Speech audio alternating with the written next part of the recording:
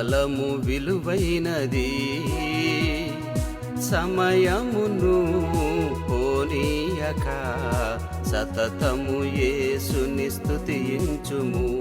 నీ సమయమును పోనీయక సతతము యేసుని స్తుతించుము.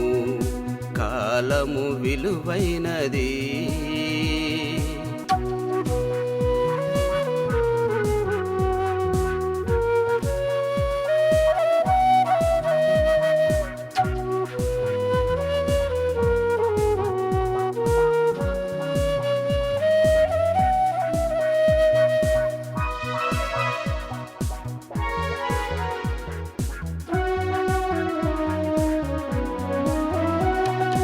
వాగ్దానములెన్నో దయచేసెను, వెనుదీయక అవి నెరవేర్చును.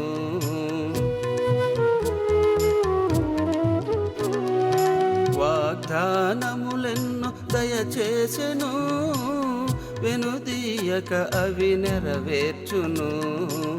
వెనుదీయకుని హృదయమును విలువైన సంపద ఆయేసే. వెనుదీయకుని హృదయమును విలువైన సంపద ఆయేసే. కాలము విలువైనది, సమయమును పోనీయక సతతము యేసుని స్తుతించుము. నీ సమయమును పోనీయక సతతము యేసుని స్తుతించుము. కాలము విలువైనది.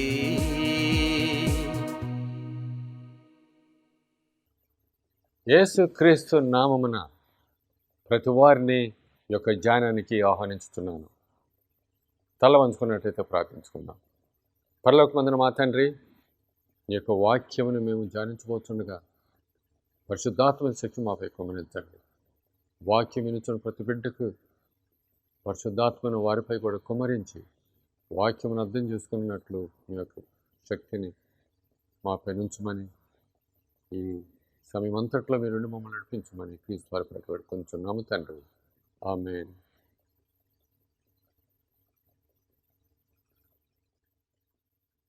మరొకసారి దేవుని నామం పేరట మిమ్మల్ని అందరినీ ఈ యొక్క ధ్యానానికి ఆహ్వానించున్నాను. గొప్ప వాక్యము మన ముందు పెట్టబడి ఉంది. ఈ వాక్యం చదివినప్పుడల్లా ప్రతి వారు ఈ వాక్యం ద్వారా దీవించబడతారని నేను ఆశిస్తున్నాను. మీ యొక్క సమయాన్ని ఈ గడిలో మీరు దేవుని వాక్యాన్ని వినటో పెట్టుతున్నందుకై నేను దేవునికి వందనాలు అర్పించున్నాను. దేవుడు మరొక తరుణం అనుగ్రహించాడు నీకును నాకును. వాక్యం వినుట చాలా ప్రాముఖ్యమైనటువంటిది. అయితే ఈ దినమందు ఒక ప్రాముఖ్యమైనటువంటి వ్యక్తి పాత నిబంధన గ్రంథంలో చాలా ప్రాముఖ్యమైనటువంటి పాత్రను ఆయన పోషించున్నాడు. అనేక విధాలుగా అతను కప్పబడినప్పటికీ దేవునికి దగ్గరగా నిలబడి ఒక ఉన్నత స్థాయిని అతను ఆక్రమించున్నాడు. ఇతను ఎవరు అని అడిగితే అతని పేరు యోసేపు. యోసేపు మీకు ఎవరికైనా తెలుసా అని చిన్నపిల్లని అడిగితే తెలుసండి, మాకు తెలుసు. యోసేపు రంగురంగుల అంగీ వేసుకునేవాడు అని చిన్నపిల్లలు చెప్తూ ఉంటారు. యవనస్తుని అడిగితే వారు ఏం చెప్తారంటే యోసేపు మాకు తెలుసండి, ఆయన కళ్ళకంటూ ఉండేవాడు, ఆయన కళలు చాలా విచిత్రంగా ఉంటాయి అని చెప్తూ ఉంటారు. అది నిజమే. యోసేపు అనేకమైనటువంటి పాత్రలు అతను పోషించున్నాడు. అంగీ వేసుకున్నప్పుడు ఏ విధంగా ఉన్నాడు, కలలు కంటున్నప్పుడు, బానిసగా ఉన్నప్పుడు, తర్వాత ఒక ఉన్నత అధికారిగా ఉన్నప్పుడు, ఇవన్నీ కూడాను యోసేపు జీవితంలో మనము చూడటానికి మనకి అవకాశం కలుగుతున్నది. యోసేపు చరిత్ర గురించి ఒక చిన్న కథగా చెప్పబడింది. అదేమిటంటే అనగనగా ఒక ఊరిలో కానాను దేశంలో ఒక వ్యక్తి జీవిస్తున్నాడు. అతని పేరు యాకోబు. ఈ యాకోబుకి 12 మంది పిల్లలు ఉన్నారు. ఈ 12 మంది పిల్లల్లో ఒకడి పేరు యోసేపు. యోసేపు చాలా ప్రాముఖ్యమైనటువంటి వ్యక్తి 12 మందిలో. ఎందుకంటే తండ్రి ఈ యోసేపుని ఎక్కువగా ప్రేమించున్నాడు. మిగతా వారిని కంటే ఎక్కువగా ప్రేమించాడు. మిగతా వారిని తక్కువ చూశాడని కాదు, కానీ ఇతని మటుకు ఎక్కువగా ప్రేమించాడు. ఈ ప్రేమ దుస్తుల్లో మనకి కనబడుతుంది. ఇతనికి ఏం చేశాడంటే కుమారునికి ఒక ప్రత్యేకమైనటువంటి అంగీని అతను కుట్టించాడు. రంగురంగుల అంగీ. ఆ అంగీ వేసుకున్నప్పుడు ఆ కుర్రవాడు చాలా అందంగా కనపడ్డాడు. చాలా ముచ్చటగా ఉన్నాడు. చాలా ముద్దుగా కూడా ఉన్నాడు. అయితే ఎప్పుడైతే ఈ బాలుడు ఇటువంటి దుస్తులు వేసుకొని అందరికీ ఆకర్షణీయంగా ఉన్నాడో, ఇది ఉన్నటువంటి సహోదరులకి అసూయ పుట్టించింది. ఈ అసూయ పుట్టించి అనేక విధాలుగా అనేక చోట్లకి నడిపించబడింది. అదే కాకుండా యవనస్తుడిగా ఉన్నప్పుడు ఆ యొక్క తక్కువ వయసులోనే ఇతను కలలుకంటూ వస్తూ ఉండేవాడు. కలలు కానీ ఈ సహోదరులకి సంబంధించిన విధంగా అతను కలలు చెప్తూ ఉండేవాడు. అయితే ఈ విధంగా కలలు చెప్పుట ద్వారా సహోదరులకు మరలా అసూయ అనేది ఎక్కువ కలిగింది. అందుచేత వారు ఏం చూశారన్నారంటే ఆదికాండము 37 అధ్యాయానికి మీరు బైబిల్ గ్రంథాలను తిప్పవలసిందిగా నేను కోరుతున్నాను. యోసేపు గురించి ఆదికాండము 37 అధ్యాయంలో ఎక్కువగా రాయబడింది. 37, 38 అధ్యాయాలు మీరు గృహానికి వెళ్ళినప్పుడు లేకపోతే గృహంలో ఉండగా ఈ యొక్క వాక్యాన్ని చదవాల్సిందిగా నేను కోరుతున్నాను. ఒక మూల వాక్యం ఆదికాండం 37 అధ్యాయం 19, 20 వచనాలు. వారు ఇదిగో ఈ కలలు కనువాడు వచ్చుచున్నాడు, వీన్ని చంపి ఇక్కడనున్న ఒక గుంటలో పారవేసి దుష్ట మృగము వీని తినివేసినని చెప్పుదము. అప్పుడు వీని కలలేమగునో చూతుము రండని ఒకరితో ఒకడు మాట్లాడుకునేది. ఎంతో ఆప్యాయతంగా ఈ బాలుడు సహోదరుల దగ్గరికి, అన్నల దగ్గరికి వెళ్ళినప్పుడు వీరు అసూయ చూపించినట్టుగా మనకు కనపడుతుంది. ఇదిగో వస్తున్నాడు, వీడు కలలు కంటాడట, అందుచేత ఇతని మనం చంపేసి మనము వెళ్ళిపోదామని వాక్యం ద్వారా మనం తెలుసుకుంటున్నాం. తండ్రికి కూడా ఈ మృగంలో వచ్చి నీ యొక్క కుమారుని తినివేసినని చెప్పుదామని వాక్యం ద్వారా మనకి చెప్పబడినది. ఈ సహోదరుల ఒకడు పేరు రూబేను. రూబేను ఏం చేస్తున్నాడంటే మన విధంగా చేయటం మంచిది కాదని దానికి అడ్డుపెట్టాడు. అడ్డుపెట్టి ఇతని చంపడం కూడా మంచిది కాదు, కానీ ఒకటి మటుకు చేయండి, అదేమిటంటే ఇతన్ని గుంటలో వేద్దాం. తండ్రికి చనిపోయాడని మృగాలు తినివేసినని చెబుదాం అని వారు అనుకున్నారు. వీరు అనుకున్నటువంటి సమయంలో ఏం జరిగిందంటే ఇష్మాయేలీలు సంబంధించినటువంటి కొంతమంది ఐగుప్తు దేశానికి ప్రయాణమై వస్తున్నారు. అదే మార్గంలో వారు రావటం చూసి వారు ఏమనుకున్నారంటే యోసేపుని వీళ్ళకి ఇష్మాయేలీలకి మనం బానిసగా అమ్ముదాము అని తీర్మానించుకున్నారు. అమ్మేసి తండ్రి దగ్గరికి పోయి మనం తండ్రికి అబద్ధం చెబుదాం, ఇలాగ అమ్మి వేసామని చెప్పకుండా మనం వేరుగా చెబుదాం అని వారు తలంచున్నారు. అయితే ఇష్మాయేలీలు జోసెఫ్ని తీసుకున్నారు, తీసుకొని ఐగుప్తుకు వెళ్ళిపోయారు. వారికి కావాల్సినటువంటి ధనం వారికి ఇచ్చారు. ఐగుప్తు వెళ్ళిన తర్వాత ఈ బాలుని మరలా ఎక్కువగా మరీ ఒకరికి ఈ బాలుని అమ్మినట్టుగా మనం చూస్తున్నాం. ఈసారి ఈ యోసేపుని పొతీఫర్కి అమ్మి ఉన్నారు. ఈ పొతీఫర్ ఎవరంటే సైన్యములకు అధిపతి, అతను captain of the Egyptian army అని కూడా చెప్పవచ్చు. చాలా ప్రాముఖ్యమైనటువంటి వ్యక్తి, చాలా ఉన్నతమైనటువంటి స్థాయి. అతనికి పొతిఫరుకి బానిసగా అమ్మి ఉన్నారు. బానిస అనగా ఇంటిలో సేవకుడిగానే ఉండాలి. ఇంట్లో పనంతా చేయాలి, తుడవాలి, శుభ్రం చేయాలి, కడగాలి, ఉతకాలి. ఏ పని చెబితే ఆ పని చేయాలి. యజమానురాలు ఏ పని చెబితే ఆ పని చేయాలి. అటువంటి పనికి ఇతను అమ్మబడ్డాడు. ఈ పని చేయటానికి పొతిఫరు గృహానికి తీసుకెళ్ళి ఉన్నాడు. కొన్ని రోజులు జరిగిన తర్వాత పొతిఫరు భార్య ఇతని మీద అబద్ధం చెప్పడం ప్రారంభించింది, వేరుగా చెప్పడం ప్రారంభించింది. ఇక్కడ కూడాను అసూయ కలుగుతున్నట్టుగా చూస్తుంది. ఎందుకంటే చాలా అందంగా ఉన్నాడు, పని చాలా చక్కగా చేస్తున్నాడు, అనేక విధాలుగా ఆకర్షించబడుతున్నాడు. అందుచేత ఈమెకి అసూయ కలిగి అతని మీద చెడ్డగా చెప్పడం ప్రారంభించింది.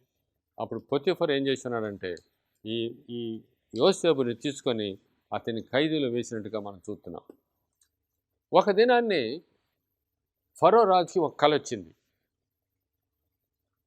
ఈ కళ ఏమిటంటే, ఈ కళ అర్థం ఏమిటో తెలియదు, కానీ ఈ కళ గురించి చెప్పటానికి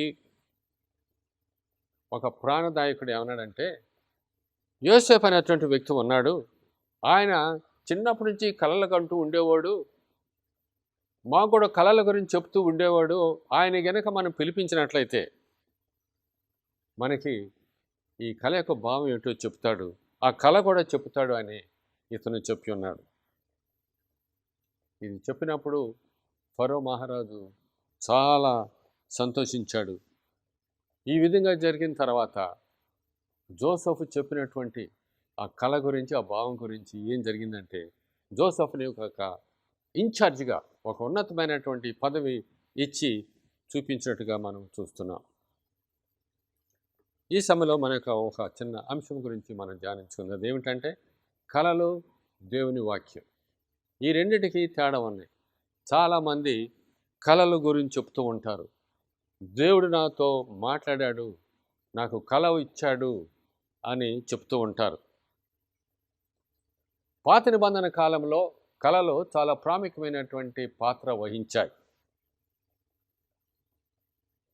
పాత నిబంధనలో మనం చూసుకున్నట్లయితే అబ్రహాము, యోసేపు, యాకోబు, దానియేలు వీరికి కళలు వచ్చేవి. ఈ కళలు చాలా ప్రాముఖ్యమైన పాత్రను వహించాయి. ఆ దినాల్లో బైబిల్ గ్రంథం లేదు కనుక దేవుని గురించి ఏమైనా మన గురించి చెప్పాడని తెలుసుకుంటానికి కళల మీద ఆధారపడుతూ ఉండేవారు. కొత్త నిబంధన గ్రంథంలో కూడా దాదాపు 5 కళలు రాయబడి ఉన్నవి. మత్తయి సువార్త 1వ అధ్యాయం 2వ అధ్యాయంలో కూడా కళల గురించి రాయబడి ఉంది. తర్వాత పిలాతు భార్యకి ఒక కళ వచ్చినట్టుగా కూడా బైబిల్ గ్రంథంలో రాయబడి ఉంది.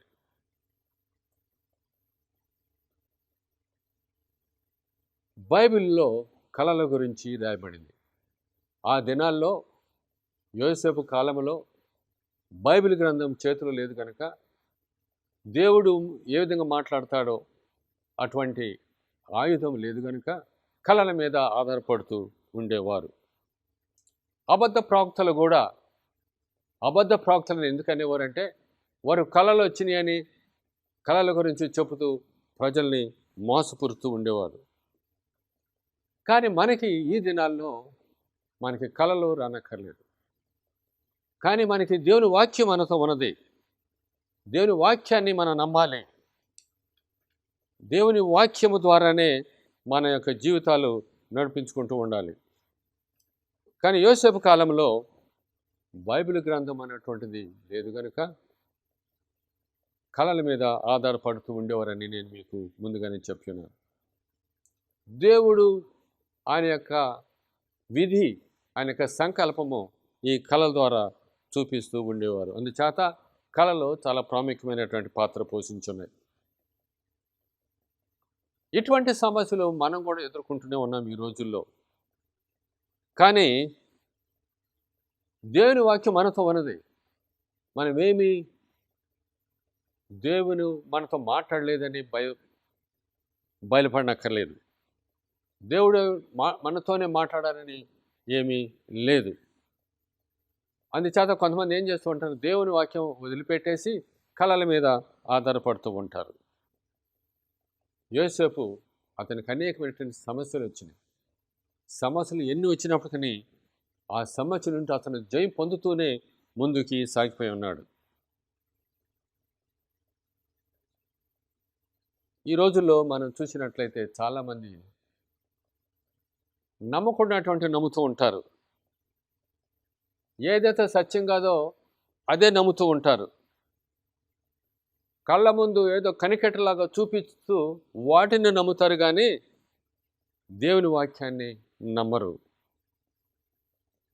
ఇటువంటి కనుకట్టు అంగీకరిస్తూ ఉంటారు, కానీ దేవుని సత్యాన్ని అంగీకరించట్లేదు.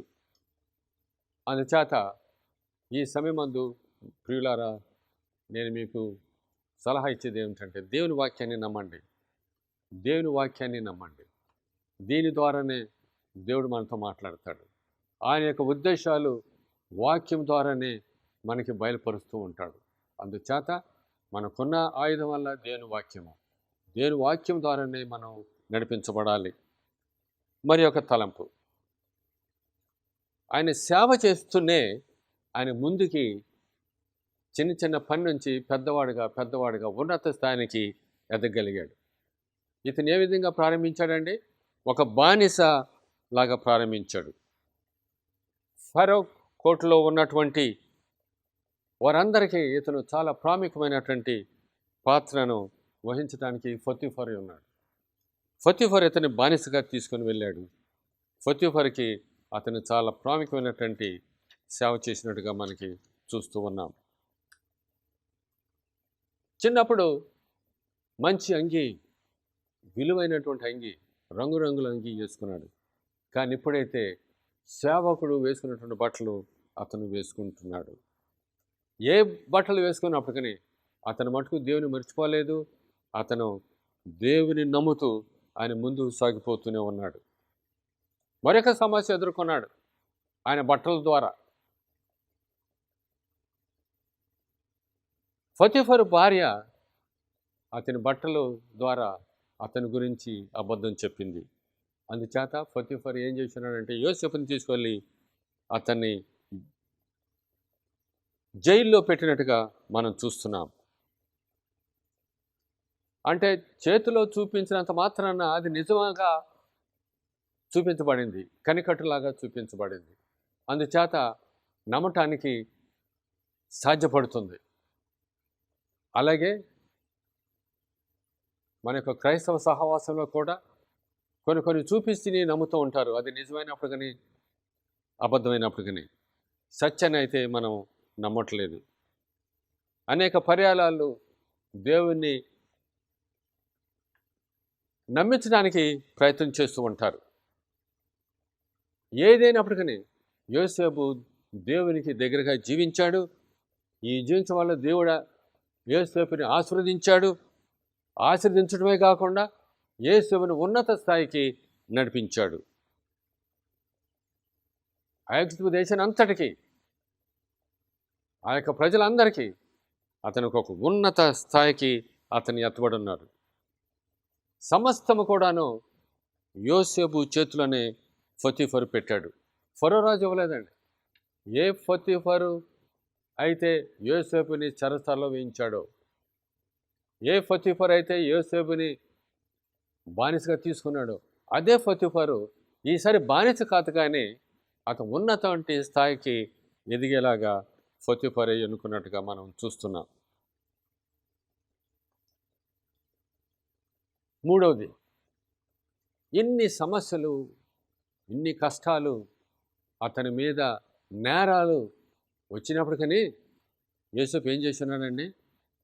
విధేయత కలిగి ఓపికతో ఆయన జీవిస్తూ దేవుణ్ణి స్మరిస్తూ దేవుని మీద నమ్మకం వేసి ఆయన ముందుకు సాగిపోతూ ఉన్నాడు. బైబిల్ గ్రంథంలో ఒక వాక్యం ఉంది. ఇది చాలా ప్రాముఖ్యమైనటువంటి వాక్యము. కీర్తనీయుడు దావీదు యోసేపు గురించి ఏమి రాస్తున్నాడో మనం చూద్దాం. కీర్తనలో 105వ అధ్యాయం 18వ వచనం. వారు సంఖ్యల చేత అతని కాళ్ళు నొప్పించిరి, ఇనుము అతని ప్రాణమును బాధించెను. 18వ వచనం 17వ వచనం కూడా మనం చదివి చూసుకుందాం. వారి కంటే ముందుగా అతని యొక్కను పంపెను, యోసేపు దాసుడుగా అమ్మబడెను. వారి కంటే ముందుగా చిన్న ప్రాయంలోనే దేవుడు యోసేపుని పంపించాడు. అతని గురించి ఏం చెప్పబడుతుందండి? యోసేపు దాసుడుగా కూడా అమ్మబడ్డాడు. అయినప్పటికీ ఈ యొక్క వాక్యంలో మనం చదివేది ఏమిటంటే, ఉన్నత స్థాయికి యెహోవా దేవుడు అతన్ని తీసుకొని వచ్చున్నాడు. చెరసాలు పెట్టినటువంటి చెరసాలను కూడా అతను అధికారాన్ని పొంది ఉన్నాడు. ఎవరైతే యోసేపు మీద చెడ్డగా మాట్లాడి ఉన్నారో వారిని తీసుకొని వెళ్ళి ఫరో మహారాజు మరల వారిని జైల్లో పెట్టి యోసేపుని ఉన్నత స్థాయికి తీసుకుని వచ్చున్నాడు. యోసేపు జీవితంలో 2 ప్రాముఖ్యమైనటువంటి విషయాలు ఉన్నాయి ప్రియులారా. ఒకటి ఏమిటంటే, యోసేపు ఆయన జీవితంలో ఏం చెప్పాడంటే, అబ్రహాము, యాకోబు, ఇస్సాకు చేసినటువంటి వాగ్దానాన్ని అతను గుర్తు చేసి ఉన్నాడు. అతను ఏమని వాగ్దానం చేయించుకున్నాడంటే, నేను చనిపోయిన తర్వాత మీరు నన్ను ఆ వాగ్దాన భూమిలోకి మీరు తీసుకొని వెళ్ళాలి, మన పితరుల దగ్గర మీరు నన్ను సమాధి చెయ్యాలి అని వారితో వాగ్దానం చేయించుకొని ఉన్నాడు. ఈ యొక్క వాగ్దానము ఆది కాండము 50వ అధ్యాయము 22 నుంచి 26 వచనాల్లో ఇది రాయబడి ఉంది. ఆది కాండము 50వ అధ్యాయము 22 నుంచి 26 వచనాలు. ఈ యొక్క వాగ్దానము తరతరాలు ఒకరి దగ్గర నుంచి మరొక దగ్గరికి ఆ వాగ్దానం వస్తూనే ఉన్నది. ఆ వాగ్దాన ప్రకారం మోషే యోసేపు పెట్టెని, ఆ సమాధి పెట్టెని తీసుకొని వెళ్ళి ఆ యొక్క ప్రయాణమంతా కూడాను వారితో ఆ సమాధి పెట్టి వెళుతూనే ఉన్నది. తర్వాత కానాను ప్రవేశించిన తర్వాత యెహోషువ అతన్ని ఆయన తండ్రి దగ్గర యాకోబు దగ్గర అతన్ని పాతిపెట్టినట్టుగా మన బైబిల్లో రాయబడి ఉన్నది. యెహోషువ గ్రంథం 24వ అధ్యాయం 32వ వచనంలో ఈ విషయాన్ని రాయబడి ఉన్నది. మరొక ప్రాముఖ్యమైనటువంటి తలంపు, ఈ తలంపుని మీరు మర్చిపోద్దని నేను మనం చేస్తున్నాను. యోసేపు, యేసు ప్రభు, జోసెఫ్ అండ్ జీసస్ 2 పేర్లు దాదాపు దగ్గరగా ఉన్నాయి కదండి. యోసేపు, యేసు. వాక్యము ఒక తలంపు ఏమిటంటే, యోసేపు ఎంత ఎక్కువగా శ్రమలు పొందితే అంత ఎక్కువగా క్రీస్తు వలె అతను ఎదుగుతూ ఉండేవాడటండి. The more Joseph Safford, the more he became like Jesus. అతను శ్రమలు పడే కొద్దిగా, శ్రమలు ఎక్కువయ్యే కొద్దిగా అతను కొలిమిలో నుంచి తీయబడినటువంటి వలె అతను ఎలా కనపడుతున్నాడండి? క్రీస్తు రూపము, క్రీస్తు వలె, క్రీస్తు అతను కనపడుతున్నట్టుగా ఇక్కడ మనము చూస్తున్నాం. ఒక చక్కని తలంపు మన ముందు పెట్టబడి ఉంది. ప్రియమైనటువంటి విశ్వాసులారా, ఈ లోకంలో మనం అనేకమైనటువంటి సమస్యలు, కష్టాలు, నేరాలు, నిందలు మనం ఎదుర్కొంటూ వస్తూ ఉన్నాం. అనేకమైనటువంటి నిందలు మోపుతూ ఉంటారు. సత్యమైనటువంటి నిజాన్ని చూపిస్తూ ఉంటారు. అది సత్యం కాకపోయినప్పటికీ అనేక విధాలుగా నేరాలు తీసుకొచ్చి మోపుతూ ఉంటారు. కానీ నీవు భయపడనక్కర్లేదు. నీవు దేవుని బిడ్డవు కనుక నీ మీద ఎన్ని నిందలు వస్తే అంత అధికంగా నీవు క్రీస్తు వలె తయారవుతూ ఉంటావు. ఈ యొక్క తలంపుని మీరు మర్చిపోకూడదని నేను మనం చేస్తున్నాను. లైక్ జీసస్, క్రీస్తు వలె మనం ఉంటామటండి. అందుచేత శ్రమలు వచ్చినప్పుడు మీరేమీ బాధపడదు. మీరేమీ దేవుని యందు ఆశ కోల్పోవద్దు. విశ్వాసముగా ఉండండి. ఎందుకంటే నీవు క్రీస్తు వలె తయారవుతున్నావు. మన ప్రజలు నిన్ను చూసి నీ ముఖంలో క్రీస్తు ఉన్నాడని వారు ఎరుగుతారు. వారు నీకు సాక్ష్యం ఇస్తారు. అంచేత ఈ యొక్క లోకంలో జీవించినప్పుడు, పాపలోకము కనుక అనేకమైనటువంటి నిందలు మనం పొందవలసి వస్తుంది కనుక, పొందుతూనే ఉన్నాము కనుక మనమేమి నిరుత్సాహపడకుండా మనం దేవుని వైపు చూచు దేవుని పోలికను మనం పొందుతూ ముందుకు సాగిపోవాలని నేను కోరుతున్నాను. వాక్యం విని ప్రతి బిడ్డను దేవుడు దీవించునుగాక. తల వంచుకున్నట్లయితే ప్రార్థించుకుందాం. పరలోకమందున మా తండ్రి, పరిశుద్ధుడా యెహోవా దేవా, ఈ సమయంలో మీరు మాకు వాక్యం ద్వారా మాట్లాడినందుకై వందనాలు. యేసు యొక్క జీవిత చరిత్రను మీరు మాకు చూపించినందుకై, వాక్యం ద్వారా మాకు నేర్పించినందుకే మీకు వెళ్ళని స్తోత్రం చెల్లించిన ప్రభు. మాకు ఎన్ని కష్టాలు వచ్చినప్పటికీ, ఎన్ని శోధనలు వచ్చినప్పటికీ మేము వాటిని జయించినప్పుడు మాకు శక్తిని అనుగ్రహించండి. ఇతరులు క్రీస్తుని మాలో చూసులాగా మమ్మల్ని తరబితి చేయమని, మమ్మల్ని ముందుకు నడిపించమని, చివరిగా మేమందరం పరలోక రాజ్యంలో చేరే భాగ్యం దయచేయండి. వాక్యం విన్నట్లు ప్రతి బిడ్డను మీరు దీవించి ఆశీర్వదించమని క్రీస్తు వారి పేట పెడుకుంటున్నాం తండ్రి. ఆమేన్.